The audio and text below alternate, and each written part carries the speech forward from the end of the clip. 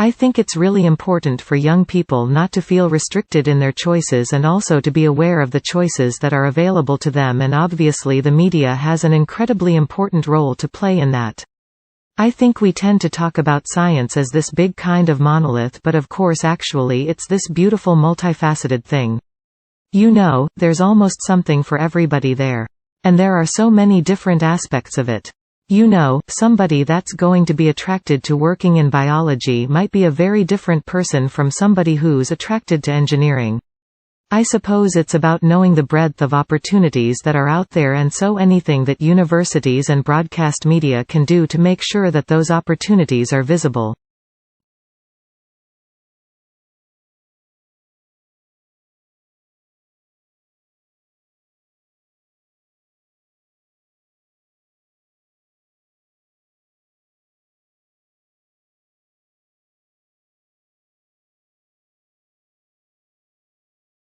What is nanotechnology?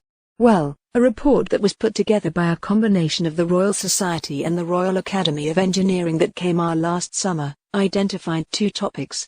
Nanoscience is the study of phenomena and the manipulation of materials at atomic, molecular and macromolecular scales, where properties differ significantly from those at a larger scale.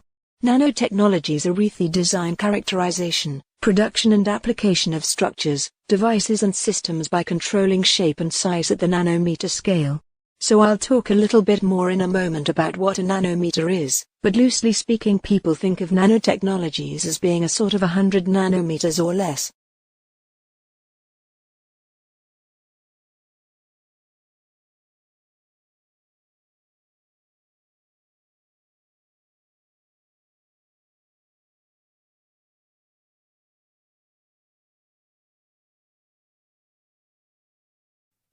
Along the way, we have built unashamedly beautiful buildings, two of which have won and been runner-up in the prestigious United Nations World Habitat Award, the first time an Australian building has received that international honor.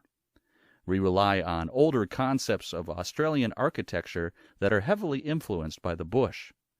All residents have private verandas which allow them to socialize outdoors and also create some defensible space between their bedrooms and public areas.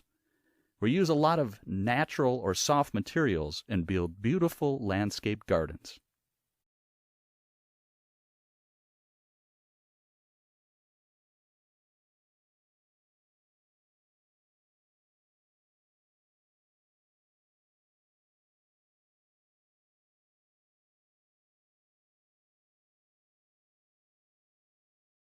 Stephen Lowry RBS Raw was an English artist.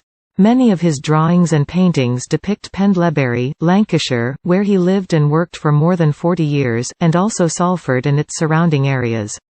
Lowry is famous for painting scenes of life in the industrial districts of northwest England in the mid-20th century. He developed a distinctive style of painting and is best known for his city landscapes peopled with human figures often referred to as Matchstick Man. He painted mysterious unpopulated landscapes, brooding portraits and the unpublished Naranet works, which were only found after his death.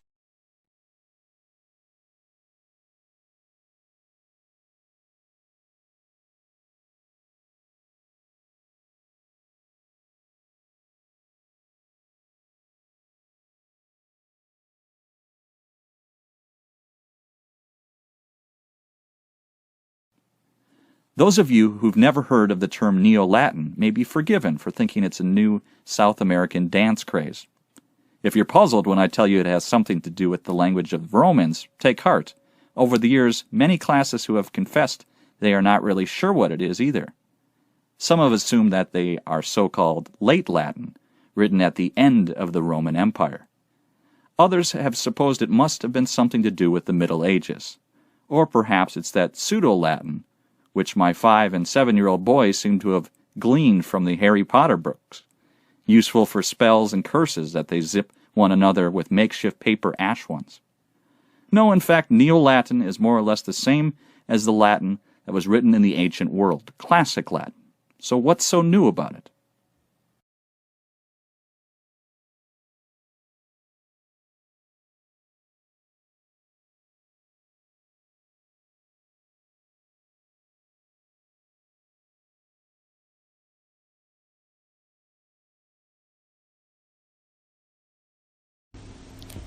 That brings us to the CEO's second duty, building everyone, or more accurately, building the senior team. All the executives report to the CEO, so it's the CEO's job to hire, fire, and manage the executive team. From coaching CEOs, I actually think this is the most important skill of all, because when a CEO hires an excellent senior team, that team can keep the company running. When a CEO hires a poor senior team, the CEO is up spending all of their time trying to do with the team and not nearly enough time trying to do with other elements of their job. The senior team can and often does develop the strategy for the company, but ultimately it's always the CEO who has the final go-no-go decision on strategy.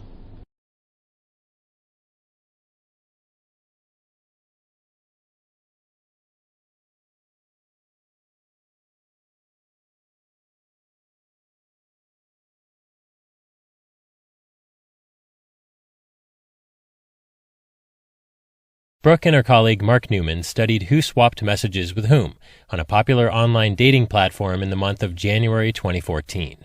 They categorized users by desirability using PageRank, one of the algorithms behind search technology. Essentially, if you receive a dozen messages from desirable users, you must be more desirable than someone who receives the same number of messages from average users. And then they asked, how far out of their league do online daters tend to go when pursuing a partner? I think people are optimistic realists. In other words, they found that both men and women tended to pursue mates just 25% more desirable than themselves. So they're being optimistic, but they're also taking into account their own relative position within this overall desirability hierarchy. And the study did have a few more lessons for people on the market. I think one of the take-home messages from the study is women could probably afford to be more aspirational in their mate pursuit.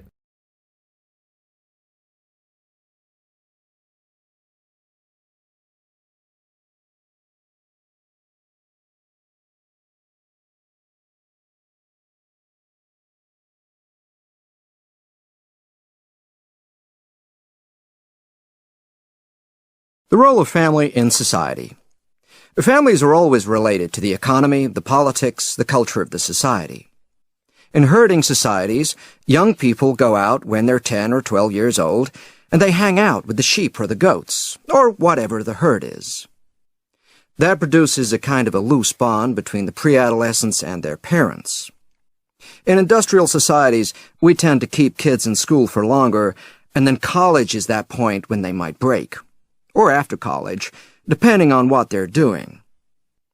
In agrarian societies, families have lots of kids and put them to work. They structure themselves as large families and put them all together in one home. The main point is that families are not separate from the society. Families and the economy and the politics are all wrapped up all together.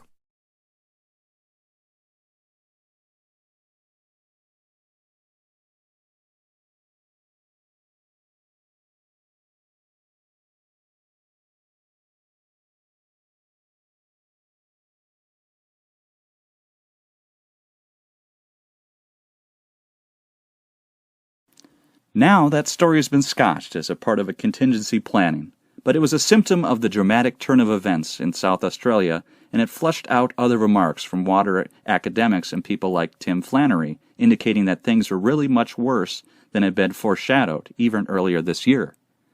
So is Adelaide, let alone some whole regions of South Australia, in serious bother? Considering that the vast amount of its drinking water comes from the beleaguered Murray, something many of us outside the state may not have quite realized. Is there a predicament, something we have to face up to as a nation?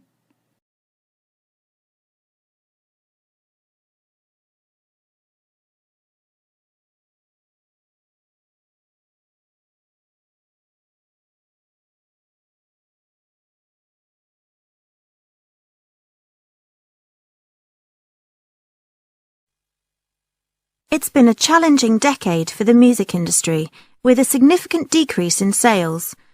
For years, little action was taken against illegal downloads, with few effects for downloaders. However, two new approaches are seeing positive results. Firstly, the industry's working with internet service providers to slow an illegal downloader's connection. Secondly, it's working directly with digital music websites. In Sweden, 3 out of 5 illegal file sharers have cut back or stopped, with half of these people moving to legal websites supported by advertisements.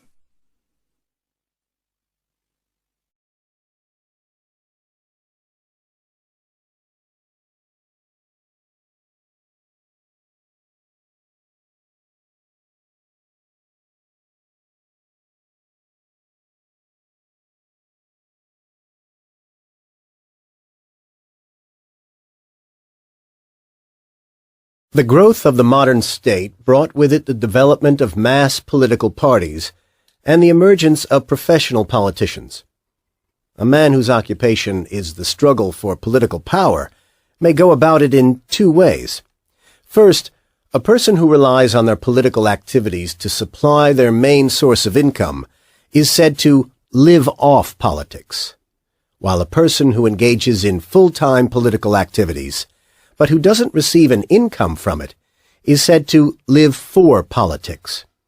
Now, a political system in which recruitment to positions of power is filled by those who live for politics is necessarily drawn from a property-owning elite who are not usually entrepreneurs.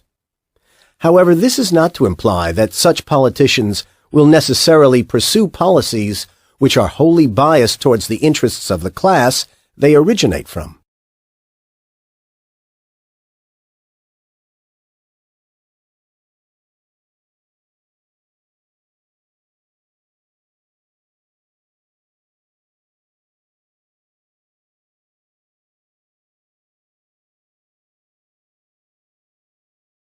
The assignment that I'm going to set for the holiday period is one that we've given students for a number of years.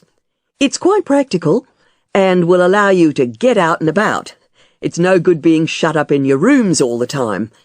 It does have a written element too. Basically, it's a data gathering exercise, and there are 2 choices with regard to how you collect the data. We'll go through those in a moment. I'm also going to give you a link to an internet site that is, well, it's critical that you review this before you do anything, as it provides a lot of guidance on data presentation, both in terms of how you plot it, its diagrammatic form, and also its description, which has to be clear.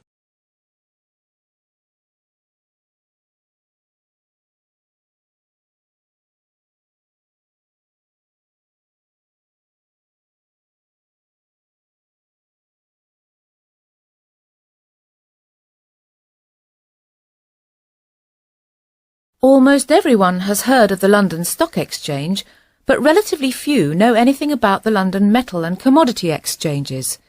Yet these markets have a greater influence on world economies because they set global prices for some of the essential raw materials for industry and food manufacture.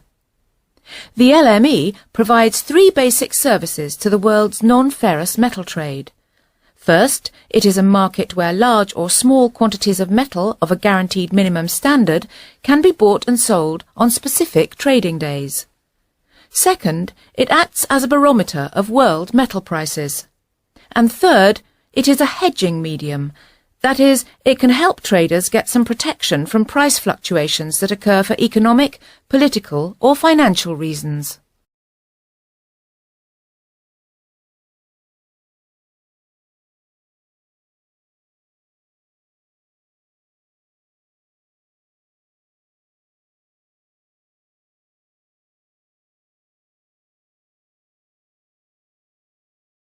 Before the beginning of the 1900s, the only way to obtain pearls was by collecting very large numbers of pearl oysters from the ocean floor by hand.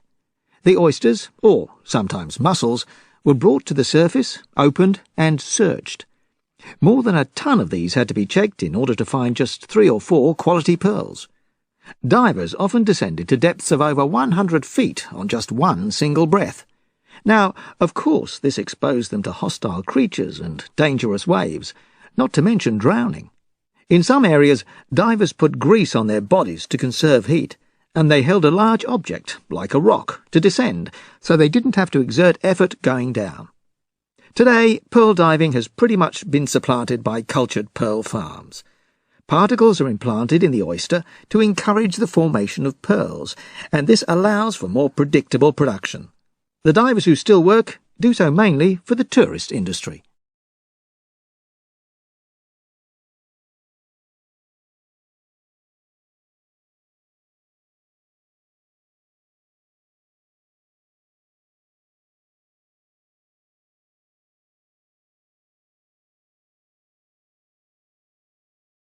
Abandoned pueblos are scattered throughout the southwestern U.S., and at many, archaeologists have uncovered a curious artifact, the skeletons of scarlet macaws.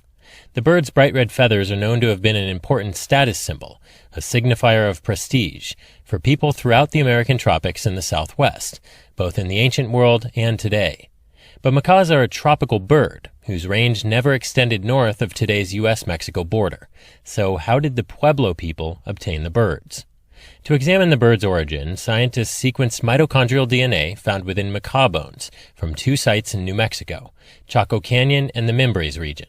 Turns out nearly 3/4 of the birds had identical mitochondrial genome sequences, meaning the ancient birds came from the same maternal line. That suggests they were all the products of a breeding operation, perhaps in modern-day northern Mexico, rather than a random collection of wild-caught birds.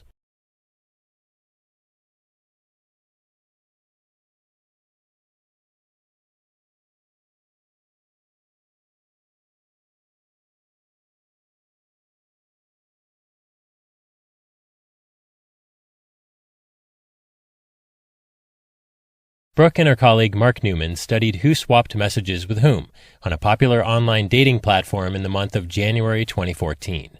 They categorized users by desirability using PageRank, one of the algorithms behind search technology. Essentially, if you receive a dozen messages from desirable users, you must be more desirable than someone who receives the same number of messages from average users.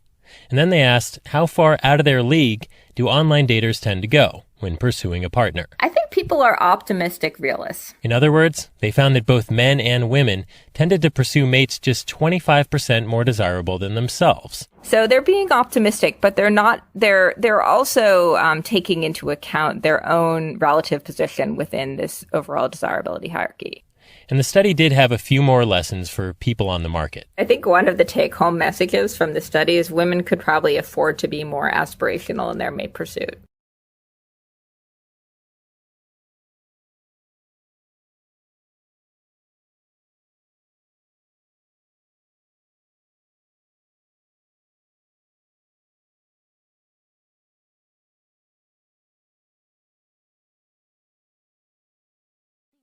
Hi everybody, this is Joe Biden. I delivered a report to President Obama laying out how far we've come since he put me in charge of the cancer moonshot. That was back in January. And to lay out a real vision for where we need to go in the immediate future, to do in 5 years what otherwise would take 10, to inject a real sense of urgency into the fight against cancer, and to change the culture and reimagine our system in order to be able to win. You know, when President Nixon declared a war on cancer in 1971, he had no army, he had no resources, and no clear strategy. But after 45 years of progress, funding research, training scientists and physicians, and treating millions of patients, we now have an army. And we have tools, powerful tools. And with the moonshot, we now have a clear strategy for the road ahead. It matters, folks, because there's a consensus now that we're at an inflection point with science, medicine, technology, all advancing faster than ever and offering real promise. But we can't play by the rules of 1971 when we didn't have this working for us.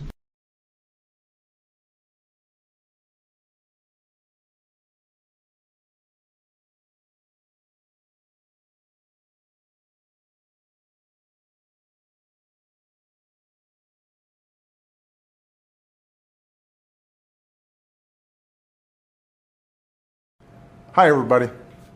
This weekend we'll dedicate the newest American icon on our National Mall, the National Museum of African American History and Culture. It's a beautiful building, 5 stories high and some 70 feet below the ground, situated just across the street from the Washington Monument. And this museum tells a story of America that hasn't always taken a front seat in our national narrative. As a people, we've rightfully passed on the tales of the giants who built this country, but too often, willful or not, we've chosen to gloss over or ignore entirely the experience of millions upon millions of others. But this museum chooses to tell a fuller story. It doesn't gauze up some bygone era or avoid uncomfortable truths. Rather, it embraces the patriotic recognition that America is a constant work in progress, that each successive generation can look upon our imperfections and decide that it is within our collective power to align this nation with the high ideals of our founding.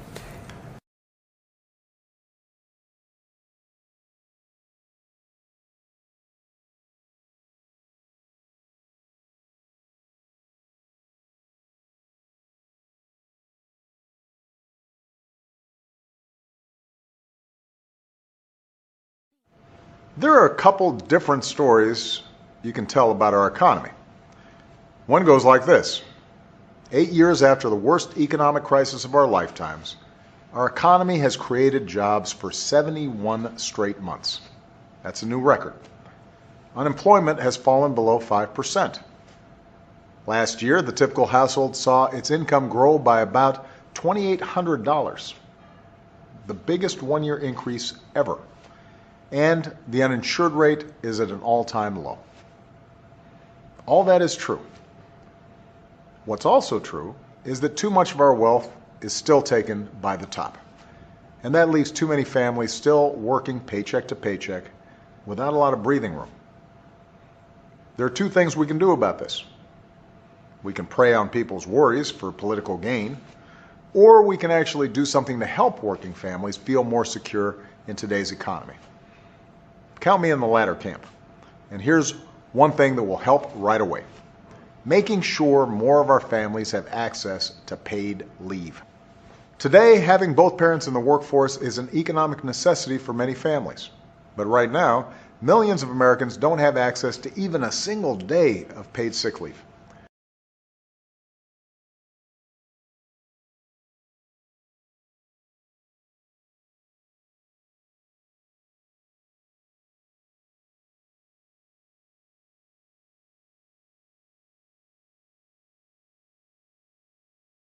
When the time comes, its peers should follow suit. Of these, the European Central Bank faces the trickiest challenge, because it has acted as, in effect, the backstop to Eurozone bond markets, a mechanism that otherwise the currency bloc still lacks. But the main safety valve lies elsewhere, with banks and investors. Bitter experience has shown that debt-funded assets can magnify losses, causing financial crises. For this reason, banks must be able to withstand any reversal of today's high asset prices and low defaults. That means raising bank capital in places where it is too low, especially the Eurozone, and not backsliding on strenuous stress tests, as America's Treasury proposes. In the end, however, there may be no escape for investors from the low future returns and even losses that high asset prices imply. They and regulators should take a leaf out of The Intelligent Investor and make sure that they have a margin of safety.